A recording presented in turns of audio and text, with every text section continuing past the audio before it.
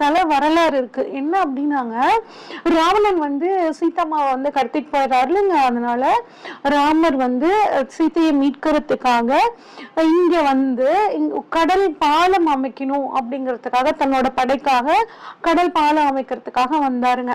அப்ப வந்து கடல் அலைகள் வந்து அதிகமா இருந்தனால அந்த கடல் அலைகளை அடக்கிறதுக்காக ஒரு சிவனையும் அம்மனையும் வந்து உருவாக்கி வழிபட்டாருங்க.